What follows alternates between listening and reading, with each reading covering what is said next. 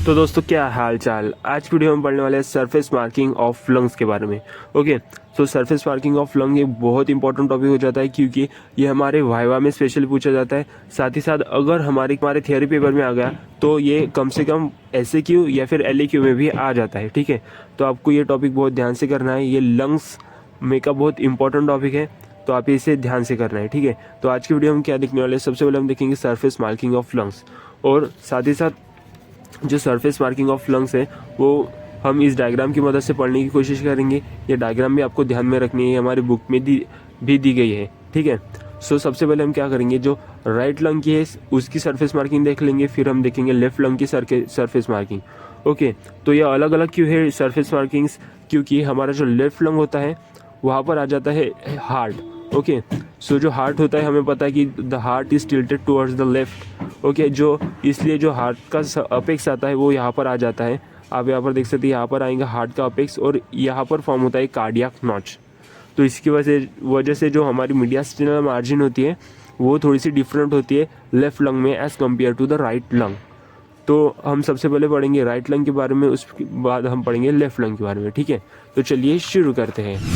तो सबसे पहले हम जानने की कोशिश करेंगे कि एक्चुअल में सरफेस मार्किंग होती क्या है। ओके, तो सरफेस मार्किंग मतलब हमारे बॉडी में जो डीपर ऑर्गन होते हैं, जैसे कि हमारा लीवर हो गया, जो इंटरनल ऑर्गन है जिसे हम बाहर से नहीं देख सकते, उनकी हम एक आउटलाइन निकालने की कोशिश करते हैं। हम उसका एक का शेप जानने की कोशिश करते हैं by the means of drawing outlines on the surface of the body. Okay, तो इसे हम कहते हैं सरफेस मार्किंग। तो अब हम इसी तरह से पढ़ने वाले हैं सरफेस मार्किंग ऑफ लंग्स के बारे में। ठीक है, तो शुरू करते हैं। सबसे पहला पॉइंट रहेगा the apex of the visceral pleura coincides with the cervical pleura at the point 1 2.5 centimetre above the clavicle. तो आपको ये जो पॉइंट्स पढ़ने वाले, ये जो पॉइंट 1 है, ये जो पॉइंट 2 है और पॉइंट 3 एंड 4 है, तो आपको ये पॉइंट्स ध्यान में रखने क्योंकि यही हमें पूछे जाते हैं। ठीक है, तो सबसे पहले हम शुरू करते हैं पहले पॉइंट में, जो पॉइंट 1 है उससे।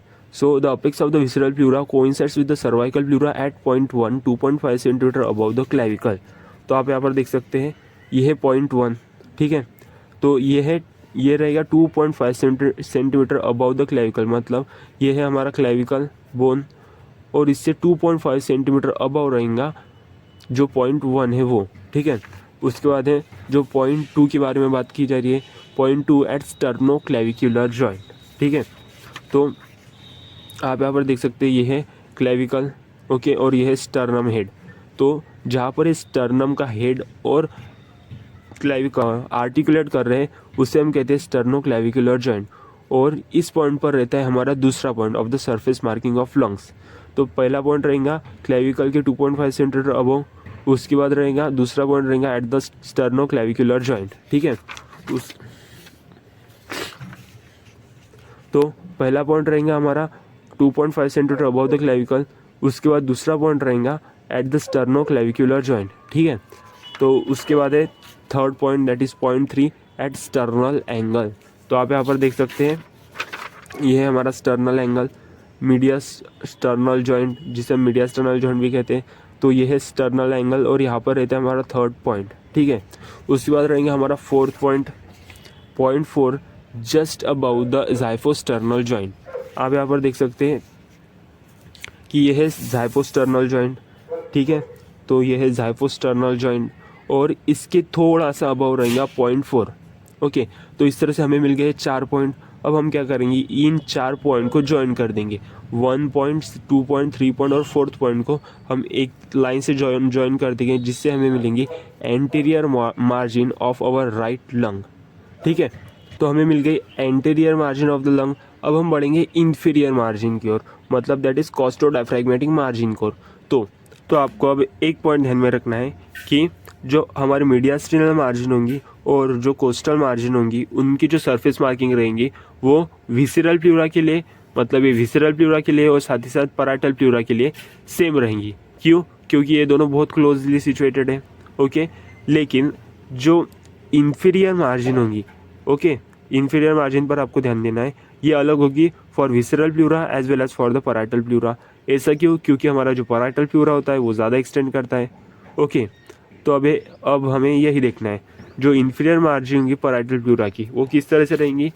आप यहाँ पर देख सकते हैं it crosses 8th rib in the mid clavicular line and 10th rib in the mid axillary line. So सबसे पहले हम देखेंगे मिड क्लेविकुलर लाइन.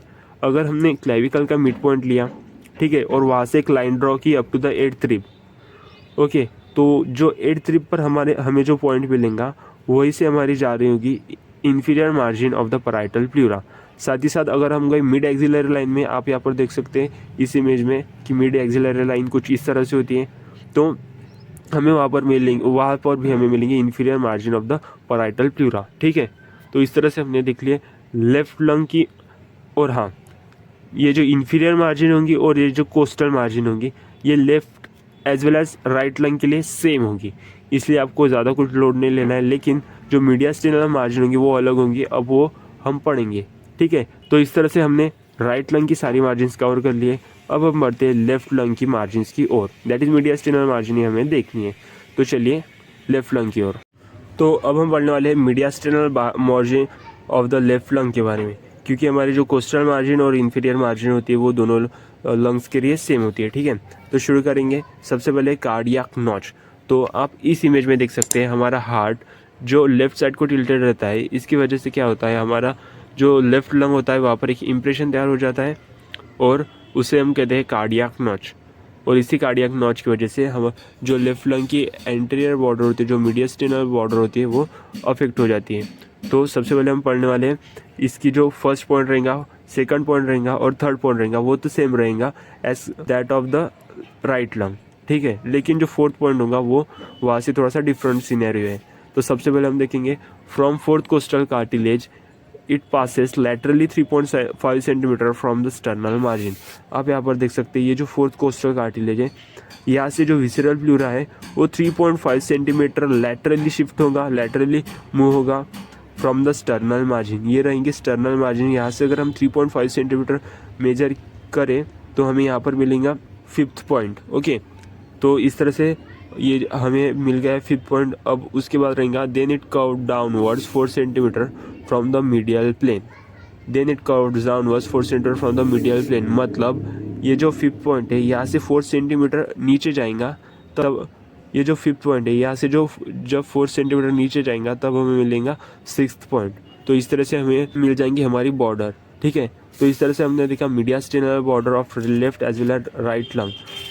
तो इंफीरियर बॉर्डर के बारे में एक पॉइंट दिया गया है, that is lower border of the each visceral pleura lies 2 ribs higher than the parietal pleura. आप यहाँ पर डायरेक्टली देख सकते हैं कि ये जो lower border of each visceral pleura है, मतलब ये हमारा विसरल प्लूरा, ये है 2 रिब्स हायर, मतलब 2 रिब्स हायर है, क्योंकि ये जो इंफीरियर बॉर्डर है lower border of the parietal pleura ये है 8th रिब पर, और जो विसरल प्लूरा की लोअर बॉर्डर है 6th रिब पर. तो हम यहाँ पर से डायरेक्ट कंक्लूड कर सकते हैं कि जो लोअर बॉर्डर रहेंगी विसरल प्लूरा की ये 2 रिब्स हायर रहती है from the parietal pleura. Okay, उसके बाद और एक पॉइंट है, last point, that is the area of cardiac notch is dull on percussion and this called area of superficial cardiac dullness. ये पॉइंट बहुत इंपॉर्टेंट हो जाता है क्योंकि ये हमें कई बार पूछा जाता है एग्ज़ाम में. ठीक है, तो ये जो हमारा कार्डियक नॉच के पास वाला जो एरिया रहता है वो डल रहता है. हम जब परकशन करते हैं, जब हम टैप करते हैं उस एरिया पर, तो वो हमें डल साउंड करता है, इसलिए हम उसे कहते हैं area of superficial cardiac dullness. ठीक है, तो दोस्तों हमने सरफेस मार्किंग ऑफ लंग पूरा कर लिया है. और आपको वीडियो कैसी लगी कमेंट्स पे बता देना. Thanks for watching the video. हम इसी तरह से पूरी की पूरी एनाटॉमी हमारे इस चैनल पर कवर करने वाले हैं, so subscribe the channel and thanks for watching the video and I will see you next time.